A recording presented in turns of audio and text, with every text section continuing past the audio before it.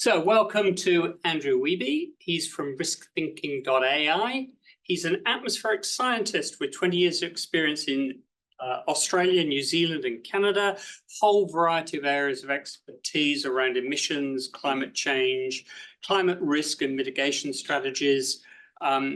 He's currently working for a company called Riskthinking.AI, which has got a range of strategies around understanding future risk. And I hope he's going to present some of those today, because I'm still trying to find out what they're doing wrong. I haven't been able to figure that out yet. Well, that's a good thing. So afterwards, we'll all have a conversation about if there's anything they're doing wrong. Absolutely. Welcome. Thanks, Welcome Andrew. to here. Hi, everyone. As you said, I'm Andrew Wiebe. I'm the Chief Science Officer at Riskthinking.AI, and we're going to discuss how we harness uncertainty in the climate projections to financial risk assessments.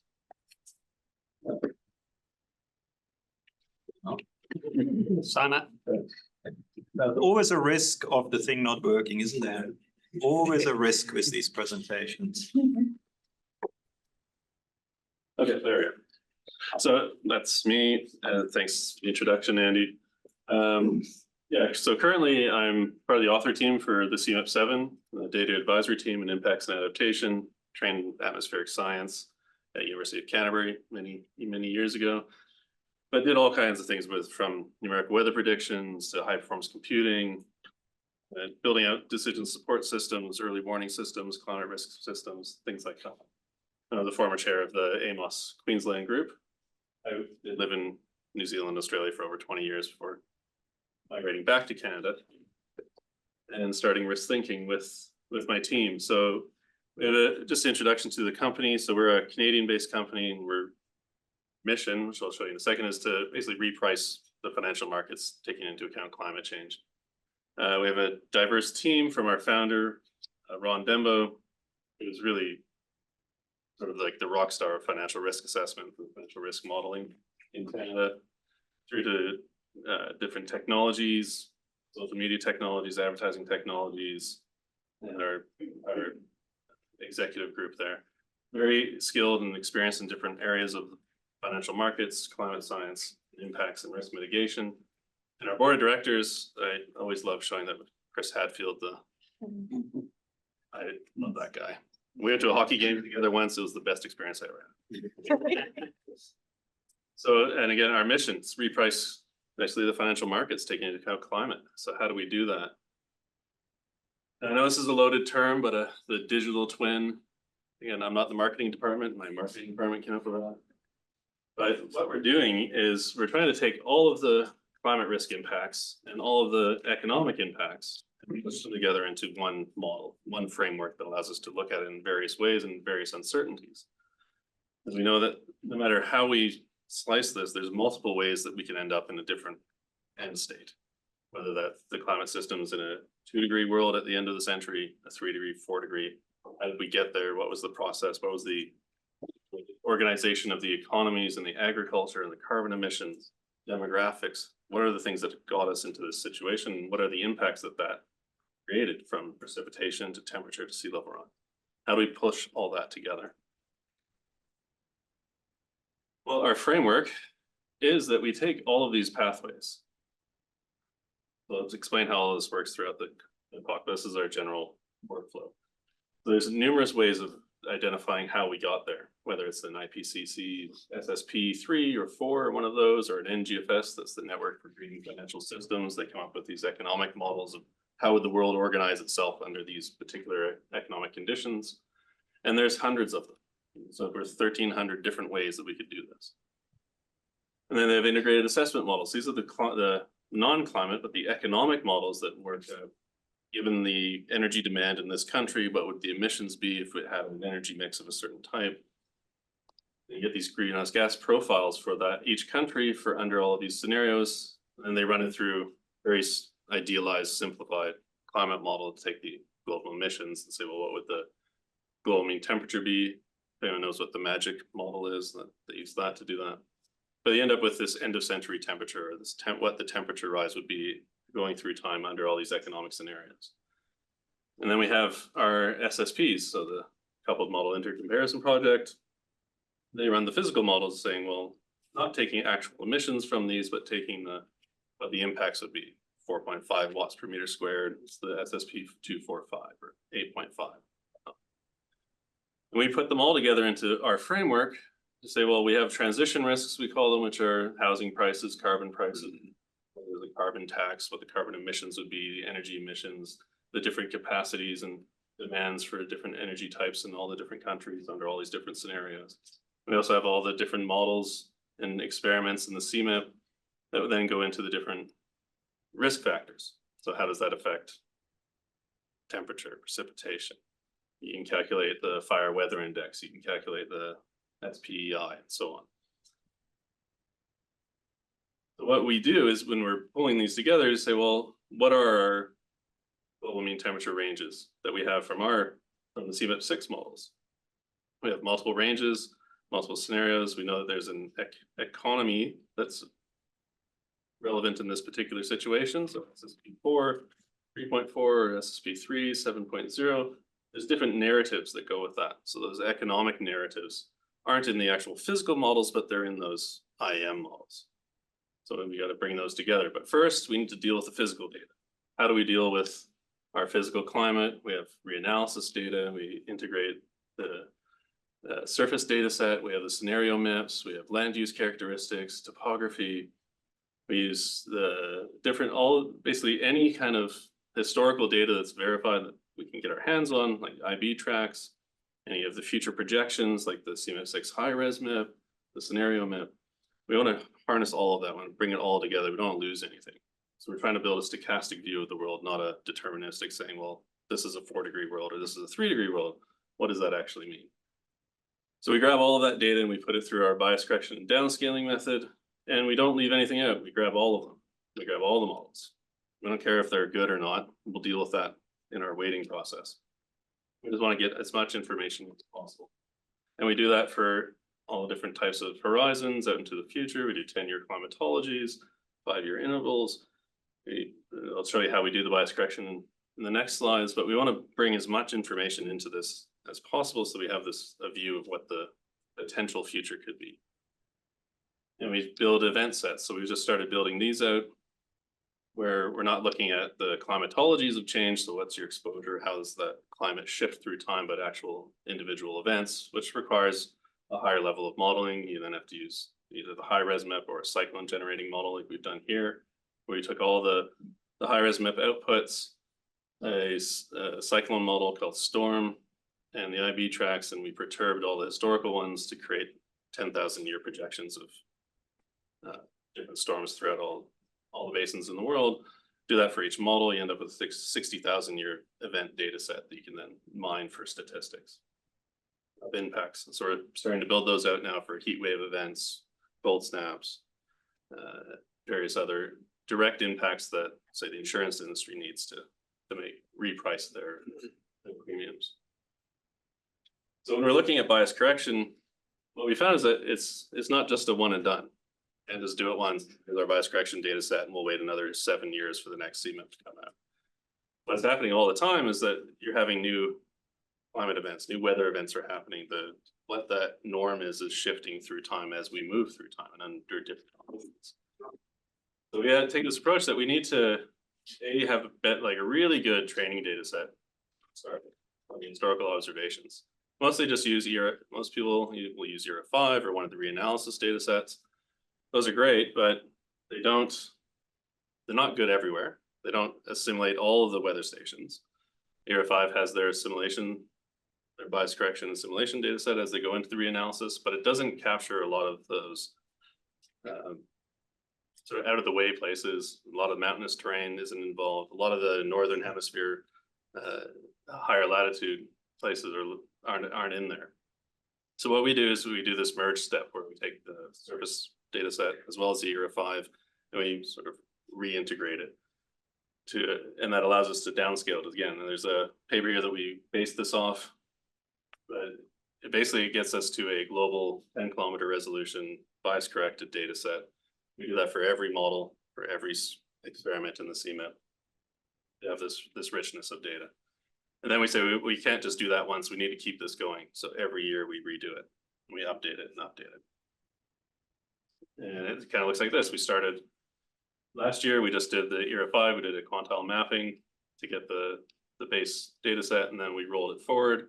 We did the ERA 5 quantile mapping, we added the ISD integration, we roll it forward, and our next one will do those two, and we'll add in a 3-dimensional bias correction. So we'll start doing the vertical column so we can get storm statistics and things like that. So this constant evolution and updating of the data is really important to us. Being a commercial entity, we need a reason for our clients to keep coming back. And also getting the best data in and the most recent data and the most up-to-date data. So when you have 3 years of extreme events, how extreme are those events becoming the norm? Where's that shift happening? How do you quantify it? So we really want to capture that in what we're doing. And the base pictures, take the reanalysis and surface stations and run it through that process to end up with our downscaled model. And again, that's what it basically looks like. Take all the models, you can see the dark blue line, the observations. This is for one location, so that one little hexagon somewhere in the world. All the different models. Historically, we bias correct them, so we know that it works. We then validate that across every AR6 region. We have create those Taylor diagrams, see how well do we do in each region under each condition for each variable. We do the 9 core variables: max temperature, mean temperature, wind speed, pressures, specific humidity, relative humidity, so on. But it's still very uncertain. These are just from the IAMs, not even from the physical models. There's over 1,300 different economic models. They all predict something. So somewhere in there lies reality, from where we are today to where we're going. And You don't know that. Yeah. that is true. No, that is true. That is the one thing that we don't know, that somewhere we could be out there. It could be a reality that we have that hasn't been modeled, but we're doing our best to capture as many as we can. We hope it's. So it's the same sort of thing. We have to condition our future climate based on the economics of what those projections are saying. So we take population densities, physical assets, demographics, crop types, and yields, these integrated assessment models, take all the outputs, and we say, well, how many scenarios of carbon price do we have from how many different models? How do we create and use this to build out our future climate? So, well, what we can do is say, well, we know that the carbon emissions are the main driver from an anthropogenic side. We know that they have a profile as well. They're uncertain. There could be less emissions in the future, more emissions. There could be ranges for different scenarios. So those distributions now then become our weights. We can say, well, what is the difference between this distribution of emissions and that distribution of emissions? How would we quantify that into a number that we can then weight a distribution with? We use a simple thing, like the Euclidean distance between those two. We do a bit more invert them and weight them, but I won't get into that because it's kind of proprietary. But we basically take the distance between those two distributions. That creates a weight. We can then use that to say, well, how is the change? What is the change between a 3-degree world and a 4-degree world? What is the difference between a net zero scenario and a 4-degree world? What is the difference between where we are today? So what's our consensus view? And we use a structured expert judgment way of doing that. Say, well, this is where we're currently sitting, and how far have we deviated from that in the next 5 years, 10 years, and so on. So we can measure that deviation. That's what it looks like. You're just taking the difference between the mean and then the out to the first standard deviation out to the tail, and that creates basically a vector you can then map out. And you can do that for every scenario. This is what it looks like when we map out the different emissions for the different warming scenarios. Now, it's not just limited to warming scenarios or SSPs or NGFSs. We can create any world we want now. We've put all the data together. It's all the distribution. Now we can adjust that distribution and shift across it. Say, well, what does a 4-degree world look like? What does a world look like that all of Europe goes net zero, but nobody else does? How would that play out? How would that play out economically, and also what's the impact on the environment? That's what it looks like. We have different SSPs. These could be warming scenarios or the SSPs or any of those combinations.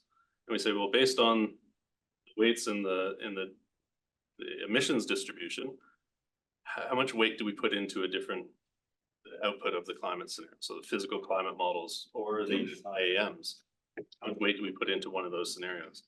We don't lose anything, everything stays in there, they just become more or less likely. In a less than 2-degree world, the SSP 585 outputs from those climate models are very low weighted.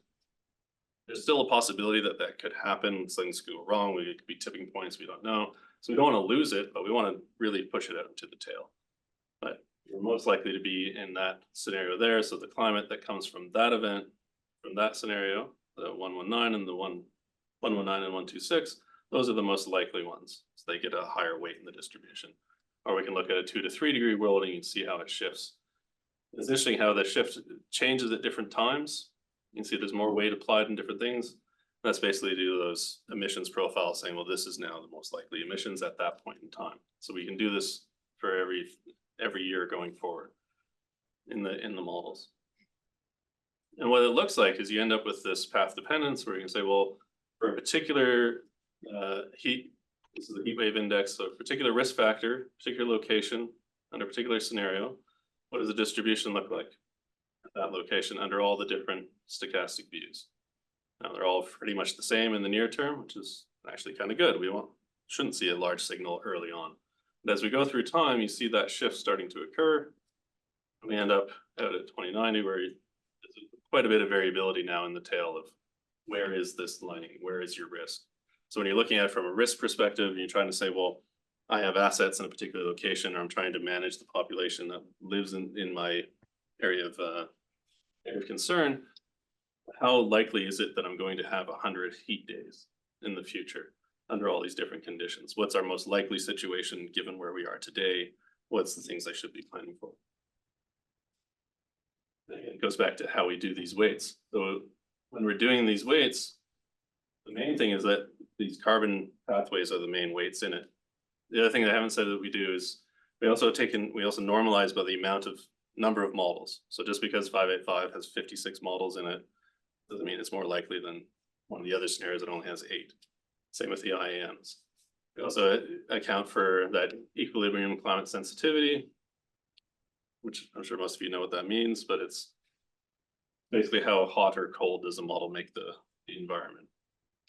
Overcooking it, undercooking it are kind of in that sweet spot. So we take all 3 of those, combine them together into our weighting, and then the first 2, and then we apply the carbon path dependence to say, well, given this current emissions profile, this is how the trajectory would look. And when we package that all together with the physical climate, the transition variables, and the economics, we put that all into our digital environment. And we can look at things like, well, what's the fire weather index going forward in time under our stochastic view for France, or for the world, or for Australia? And here we can apply things like, see how there's different resolutions going on there. It's because we've created a buffer that says, well, there's no fuel in these dark regions. Fuel, there's no asset or fuel within distance of each other, within proximity, to create a risk. So we can get rid of those. There is fuel in these areas and there are assets there, so we want to know that. We want to prioritize where there is risk, where there is impact. We can overlay population now and say, well, where is the most dense population? How are they exposed to these risks? We can overlay critical infrastructure. All of these things come together now in a way that we can actually monitor and measure it. And we can, because we're constantly updating things, we can measure it through time and say, well, what happened last year? What were the extreme events last year? How do they compare against our stochastic projections from the year before? And we put it all into our product. This is Velo. So one thing I haven't gone into too much into is we also have an asset database where we've gone and pulled in every asset in the world. I then matched that to ownership by company or subsidiary and created that network map of who owns what where, and then applied the risk measures to that so we can quantify where a company owns assets or the critical infrastructure of a country is, and what is that view for that, either a country or company. And we put it all into our system so you can then map out where those impacts occur, how often, what they look like, to whether it's a real estate portfolio, investment portfolio, or a nation. And then we create these reports. So basically all of that infrastructure goes into creating that knowledge transfer of How is this company impacted, whether it's for investment or for that company itself or for that country? And that's it.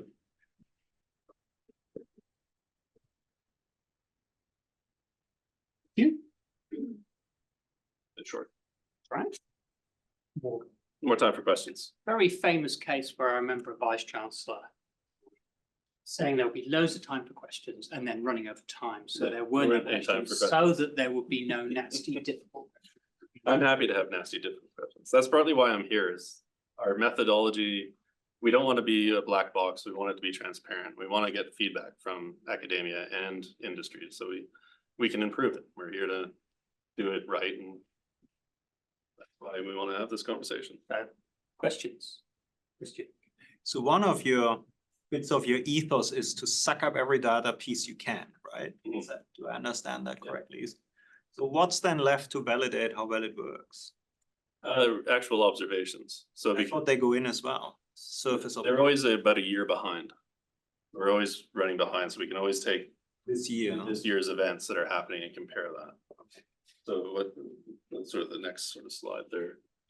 So that was the actual, there's a fire event, I think in Nimes, France, and we said, well, what's the 1 in 100 year event and how does that compare against our stochastic view before we put it into the system?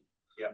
So every year we do that. We take all the climate events around the world that have happened, or all the extreme events, whether it's a precipitation, flooding, or fire risk. Bank all of those, and then before we do our next integration, sort of do a back test to say, well, how well did we capture it? We're not trying to forecast these events. We just want to know, did we capture this in the distribution? Yeah. And has it shifted in the distribution of where it would normally lie? So we want to look like a catastrophe model would look historically and say, well, in the last 40 years, this would be a 1 in 100 year, 1 in 200 year event. And in our stochastic view, this is turning into a 1 in 20 or 1 in 30 years. Change your metrics of how you manage it. I was going to ask, you update things annually. You update it for 2023. Mhm. How significant is the change in the actual risk at a location as a consequence of the update? Because you'd assume that almost every event that occurred in 2023 was part of natural variability. I think most of it is. Yeah. So it shouldn't actually change the risk much. It shouldn't. Do you know if it does or? We haven't seen that it does, but we're only just running our 2023 update now. Okay, So we'll so, have the 2022 update, well, the 2023, and be able to do that difference. so another way of looking at it is the 2009 fires in Australia. Would that have substantially increased the projected risk? Or would it have been a minor perturbation to the actual risk that you have Mhm. calculated, do you know? I don't know. Okay. That's something we can look at. Okay. So I can write it up. the problem is if it's clearly a climate change induced event, it Mhm. should have a significant impact on your distributions. Yeah, And if it's just expression of natural variability, it shouldn't. true. So do you have a strategy for separating those, or do you just bundle everything in together? Currently, we're bundling them in together. Trying to separate them out, that's something we could run. It's very expensive to do both. That's why we're taking the approach of, we'll look at, well, an event that we haven't assimilated yet, test that, then assimilate, and then see what the change is. But going back too far, once it's already run, redoing it is Yeah. time consuming and computationally and storage wise. So how long does it take to update? You have a new year, another year of data. How computationally expensive is it to spit out the next year's update? Next year's update, it'll take about 10 days on views, about 1,500 petabytes. Ah, okay, that's quite a lot. Yeah, and then we have a music compression algorithm to press it right down, and we can store it. So the standing data set's around 300 terabytes. So we don't want to do it too often. Yeah, yeah, the data storage is Yes. scary. Yeah. Yeah. So I know investors are constantly complaining that they don't actually have visibility over the assets in their portfolio. And I've spoken to numerous companies that might be listed on the London Stock Exchange, Singapore Stock Exchange, or wherever, corporates who don't know their own assets. How do you know their assets? Probabilistic. And do you know how they're engineered? No, we haven't got to that stage yet. So a lot of things are published on the internet. So if you know how to crawl the internet and extract that information, you can get a lot of details. They also publish a lot in their annual reports of where they're operating. There's also things like job Bearing in postings. mind, they still don't know where all that is. I know they don't, but if we build what our tech team has done, so I run the science side. We have a technical team, engineering team that does all the computer science and machine learning. And what they've done is built the system that they scour the internet for anything that's published around this company name. They look at things like job postings. Where are they looking for jobs of a certain skill type? What asset would you need to have that skill type operating there? They look at satellite data. So there's a lot of satellite information out there, and they trained a computer vision model, then quantify, is that a commercial building, a residential building? Is that a grain silo? Is that a storage unit? What is that? What is that thing? Throughout all of that, and that's where the machine learning and AI comes in, is that it maps out, this is this type of asset in this location. It's probably owned by one of 5 companies. Only one company's mentioned this location, so we link it to that. We have this rating system. So then we've done that for over Who verifies that? assets and 80,000 companies. Who verifies that? The company themselves most of the time. Okay. And we verified it also against Bloomberg. Bloomberg is one of our clients, and our data runs in the Bloomberg terminal, all the climate risk companies. So they have their asset database, and we had our asset database. We compared them, validated against that. I can't show you the comparison because they don't want us to. But I'm assuming a lot of these companies also use Bloomberg. they do, yeah. So it puzzles me that they still don't know all of their assets. Yeah, it's a problem, and that's why they're mostly our clients as well. We have done that. We can show them not just where their assets are, but their subsidiaries and partial ownership subsidiaries. So you can have one parent company with over 300 subsidiaries, and all the things that they own and partially own all over the world. And we can aggregate that up into a final score for them. So it's that side of the asset database is quite extensive as well. We take not just all the climate data and all the observations and all the models, but also everything that's out there. So with banks, it's a big thing on their mortgage portfolio. They have loans all over the place, and they want to know do they have concentration risk in a particular region? We can pull all that in. It does disturb me that banks don't know where they've lent money. Well, it's all compartmentalized. The same with these big corporates. Like certain divisions will know where their assets are, but they don't know where everyone else is. You have a question, Nick? It was related. I was going to ask at what resolution you can provide these risk profiles, and I understand it's at the asset level. So the asset itself, yeah. So at the asset itself, but the climate projections are at the resolution that the climate models are run at. So we can downscale to about that 10-kilometer resolution globally. But then that's the climate or the weather at that location. Not saying that this particular asset will have a particular, so a lot of the flood data will say, oh, and the southeast corner of this building would flood. I don't even try and say that because we know that it's not realistic. It's just saying you're at flood risk in that region. You have an asset in that region.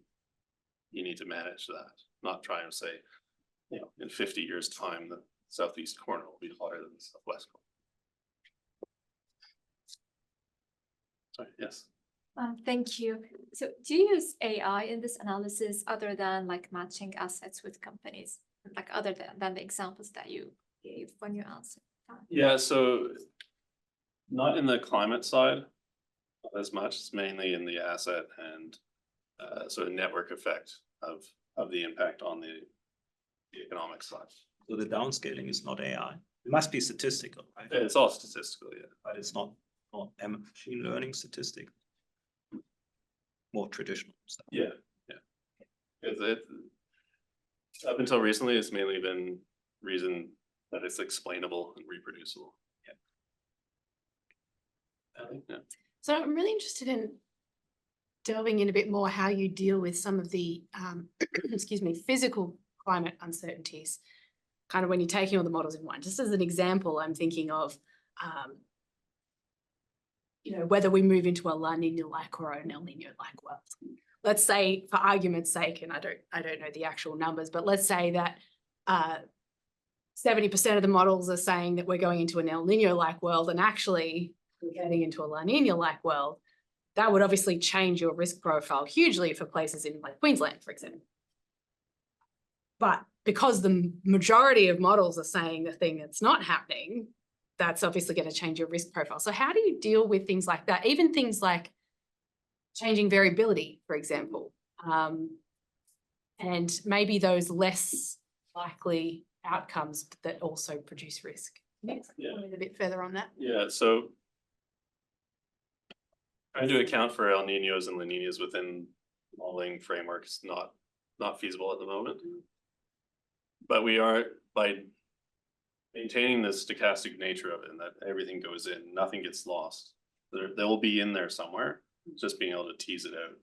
So if you wanted to, what you could do is create an experiment where you would take the models that were El Nino-like or La Nina-like and upweight those, and then see what that impact would look like. Compare it to the ones that you then upweighted El Nino and compare that compared to what your consensus view is today.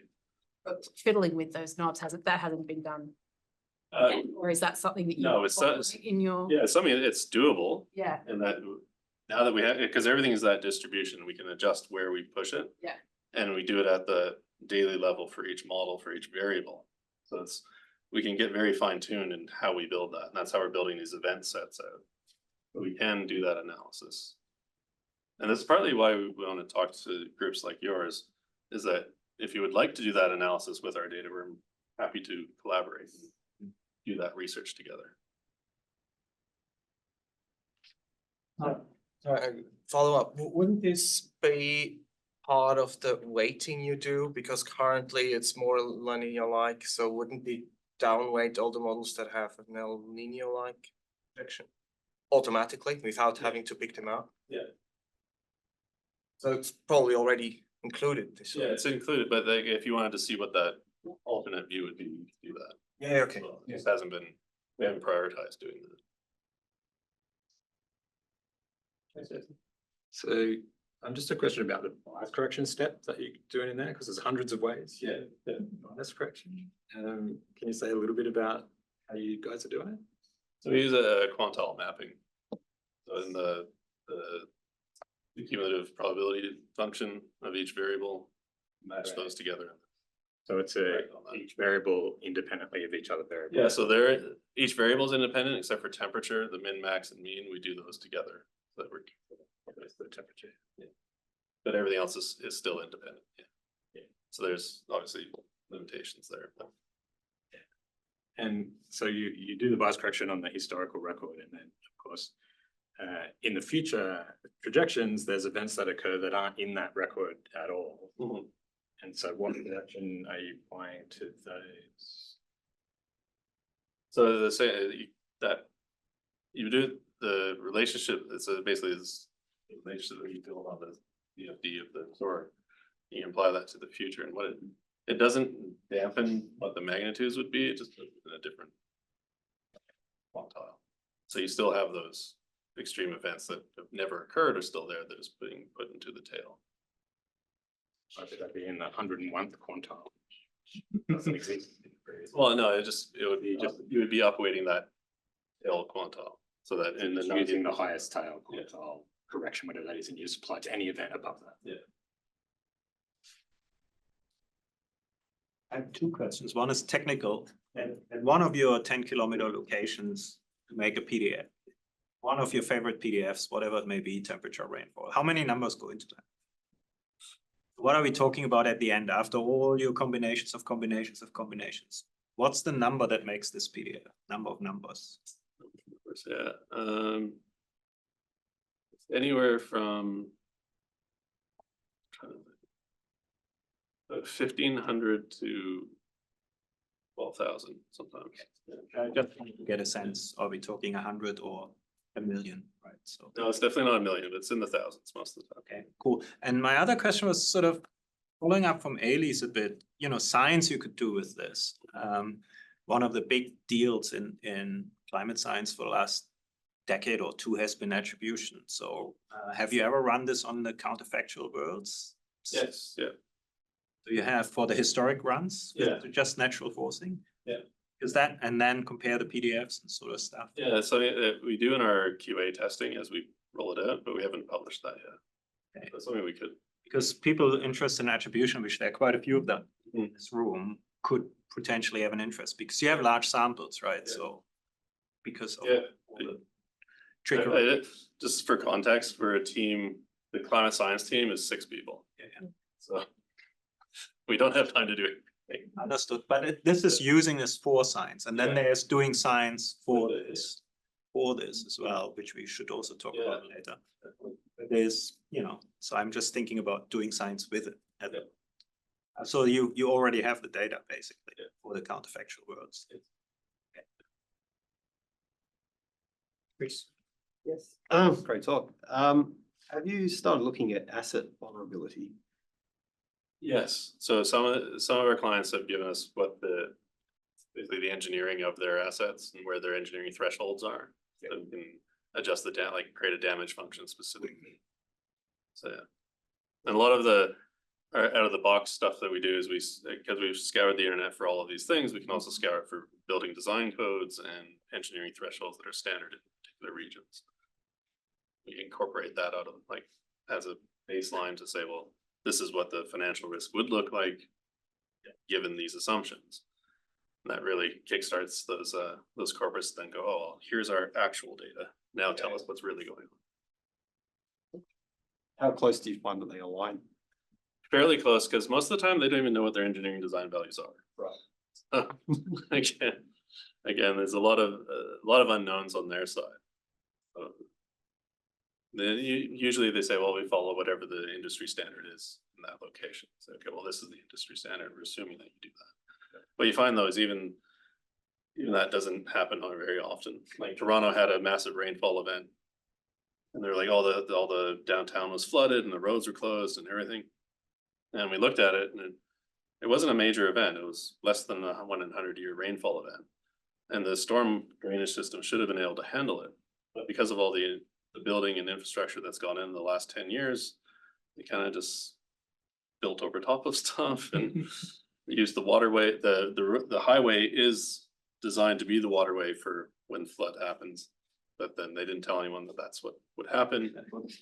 All these events happen, and it wasn't really the climate event, it was the infrastructure. I'm interested in from the transition risk side and the IAMs that you have in, the assumptions that those build in about rates of decarbonisation, changes in demand, changes in what that means for future scenarios, and whether you have the same flexibility to weight those different. Yes. So think about those different. Yeah, so we do. Yeah, so all those transition variables, we build that emissions profile distribution, and then within that distribution, we know that the only way that you could end up with this in these models, the only way you could end up with that particular shape of carbon emissions is if your carbon price was within this range, and if your emissions were within this range, and you had this particular setup of energy mix within that country. So it does allow you to, same way that we can adjust the distribution in the climate side, we can do the same in the economic side and say, well, you can't have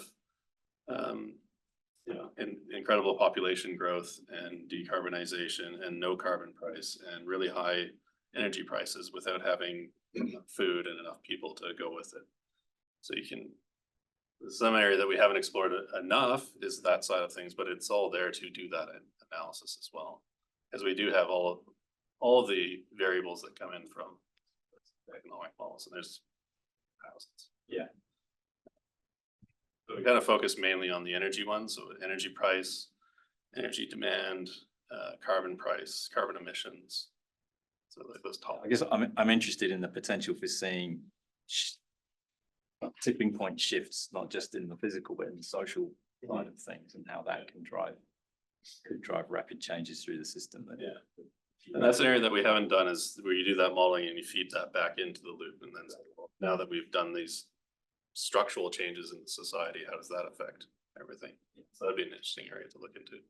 Yeah, there's a bit of work trying to do that. Yes, absolutely. Yes.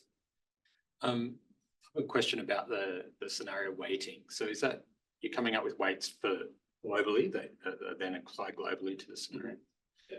A few of those SSPs for very similar global average outcomes, they have quite different regional changes that are occurring. So how do you come up with one global weighting when you've got those regional differences but similar global? What we're sort of basing it all off is that what the global mean temperature would be under those conditions. It's kind of taking that macro view of saying, no matter how you regionally organized, the end output is that it's a 3-degree world. And then all the climate models, we say, well, these climate models are within that 3-degree range, so they're coupled together in that environment. But because they're a distribution, you're capturing that uncertainty of, well, is it regionally different here? What happened in California or in North America versus what's happening in Europe? They could, in this, 2 different models could say that one's greened and one's carbon intensive, or they could swap. The outcome of that would be that there's still a 2-degree, 2.5-degree world. So the climate doesn't really care how you organized your environment, your social environment. The outcome is the same. It's just the probabilities of your social environment have changed, but the probabilities of your climate environment haven't. The global Globally. climate, yeah. But if you're interested in your assets, then you're interested in not what the average global is, right? You're interested in what's happening in this. So that's just the weighting of then the individual models in those scenarios. So you're not losing any of those models, those regional variances in the climate model. They're still there. Just weighting them differently based on those social cues or those social signals from the carbon emissions.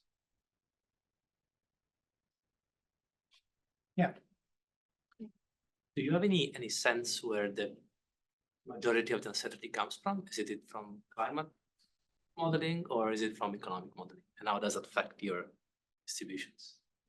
That's a good question. If you can do that, I'm assuming it's not an easy Yeah. solution. Say that. Nothing is easy in the states you can solve, but I think the main driver of uncertainty does come from the socioeconomic side. What are the emissions? What is it's the uncertain in how that trajectory will play out. But this is to your point, Jason. It doesn't really matter where the emissions are concentrated, whether Europe's producing them or China's producing them. If everyone goes green, but then someone doesn't, and the emissions stay the same, then as far as the climate's concerned, it doesn't really care, or it doesn't care at all. But it doesn't. The outcome of that combination, economic organization, isn't any different to everyone lowering to a certain level together, but the emissions stay at that same range. So from the economic side, it's more uncertain how the world will organize itself as opposed to how the environment will respond to that organization. There's a slight variation on that, isn't there? Because different scenarios are not just about emissions, they're about aerosols and land use and lack of change. Yes. Which are highly regionalized. Yes. Have you looked into? No, we haven't taken those into account. They are taken into account in that they're in the model output, but they're not drivers of the modeling framework at the moment. Quite related to what you were saying. So I'm curious if you, at any point in the downscaling process, you consider some of the urban effects and not just currently how different regions, like there are different urban characteristics, but also how it might change in the future, how it gets densified or expanded, which can be quite different than just their emission pathway, like the physical environment and interaction with climate extreme. That's all true, and that's very difficult. And you solved everything. No. But that is very true, and it's just. I think there's two avenues to take. One is that sort of global view of how do you standardize a global risk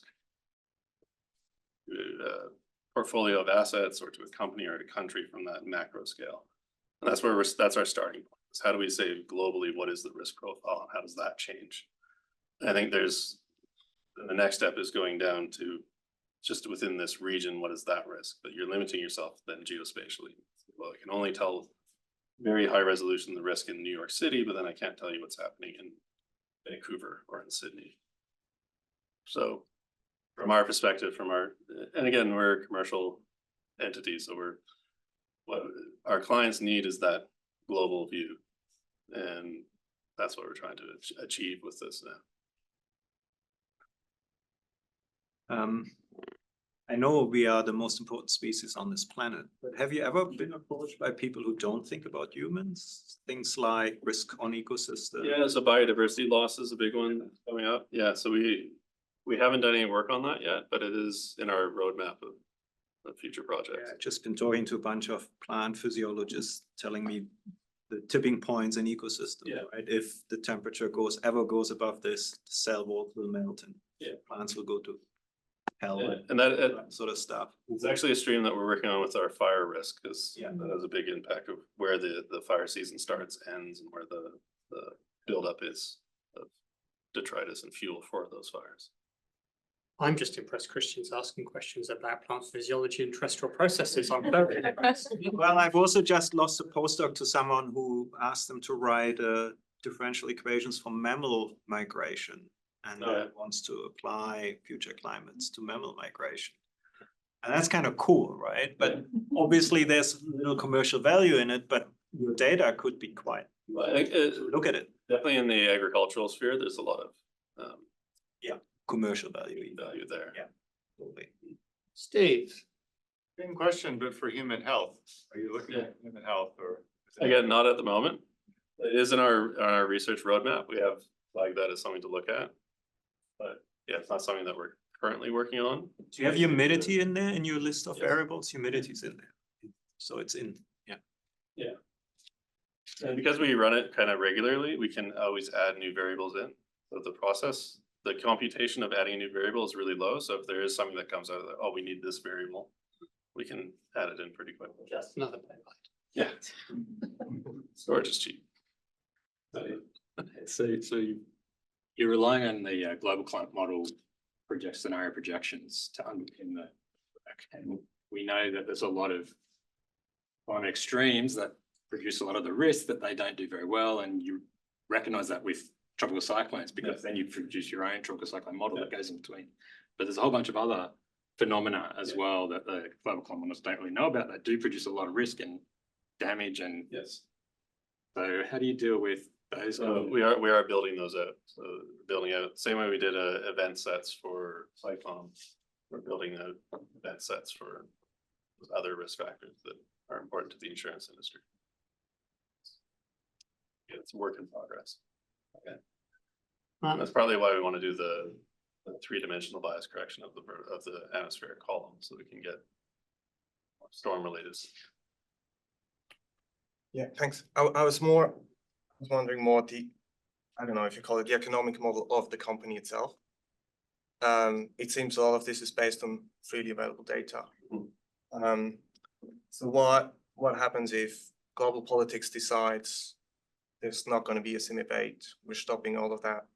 What is if internet companies are actually ramping up privacy measurements that you might not be able to crawl the internet that much anymore? Do you think at all about these things? Yeah, we do. We're partners with Google and Amazon, so we're pretty safe there. Okay. And part of with building out the event sets is building out the capability, and this is where our climate machine learning comes in, is building out the capability to run our own climate models at higher resolution under different conditions that we want to perturb against it. So while we are reliant on the CMIP being there as the core, it's not the end all be all for us. We can move beyond that. But that's also why I got onto the author team and participating in the CMAP7 so I can make sure it keeps going. So I have a question about covariance in terms of temporal phenomena. If you take a single climate model and you trust it, it tells you something about the time evolution of extremes and the coincident of compounding of extremes in time and space. Do you preserve those statistics when you pool projections, or do you basically lose the? When we create the climatologies, we do lose them, but we store the individual daily data of each model. That's what we build the event sets from, so we can do it that way. Right. Yeah. Okay. That's why we had to compress everything as much as possible. We could keep it to go back and do those things. Yes.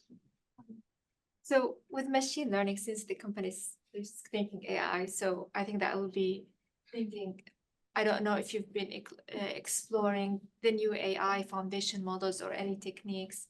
So what has been explored and where, like, is it to replace some components of your model? Yeah, so the current work stream is looking at replacing some of the CMAP6 models with things like GraphCast and ForecastNet, Google. And These are trained on CMAP data. yeah, So we still need them.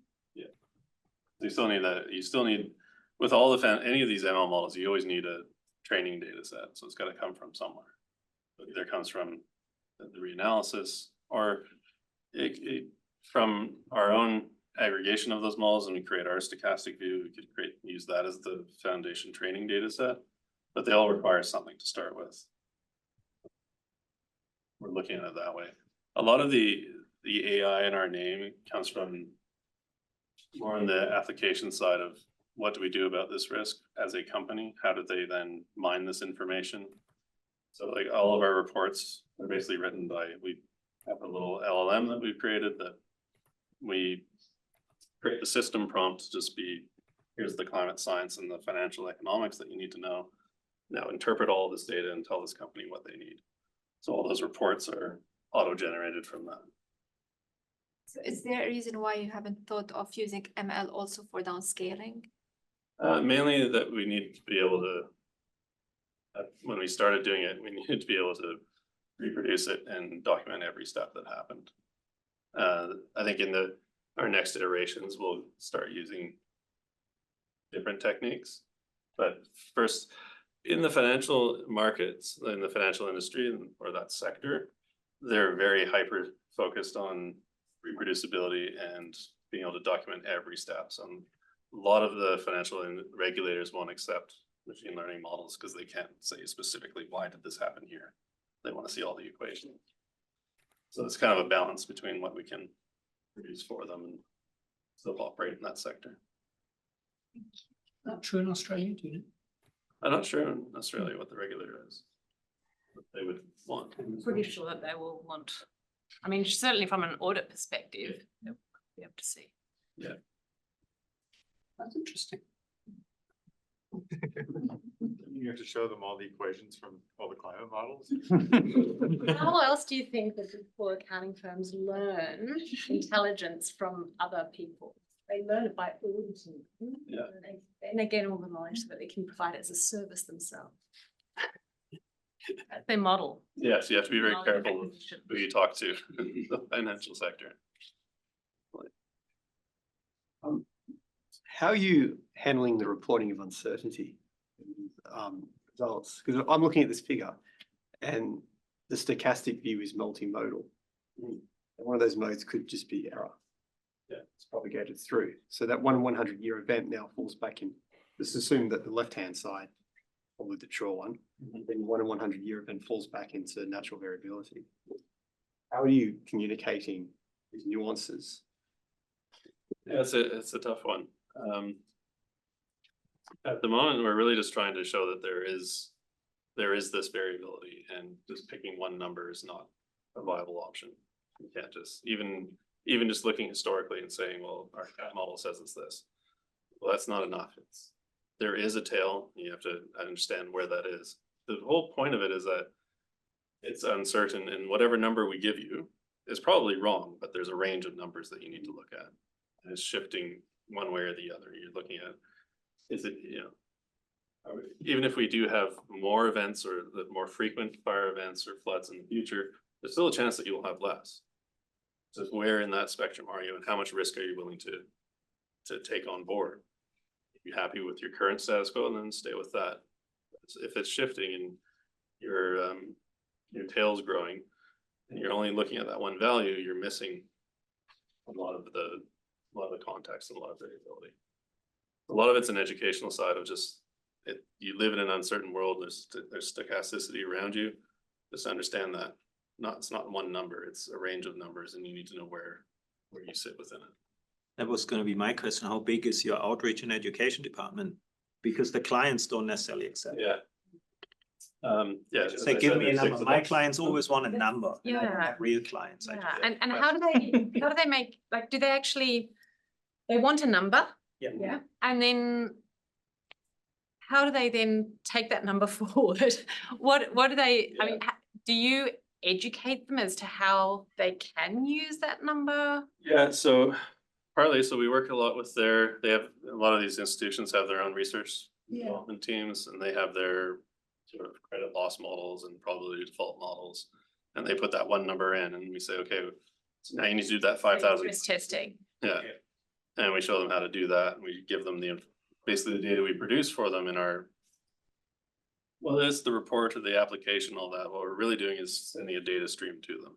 And that data stream has the variables and the different permutations of it that they need to stress test. And then if they don't have that environment internally to do that, we can package up our entire digital environment, because this is our partnerships with Google and Amazon, and we can install it in their system. So they have access to all of our data internally and they don't have to tell us anything. So we've created sort of that firewall between us. So if they have their own asset data, they have their own assets that they don't want to tell us that they have, like the banks are like this, they won't tell us what the addresses of their loans are, but they want to give us they want to get all of our information. So we package up the whole digital world, put it in their system, and then they can go and query it without us knowing. But then they do have to run those stress tests. All right, we might call it a day there, so Andrew can have a couple of minutes off before he's grilled again. So could you join me in thanking him?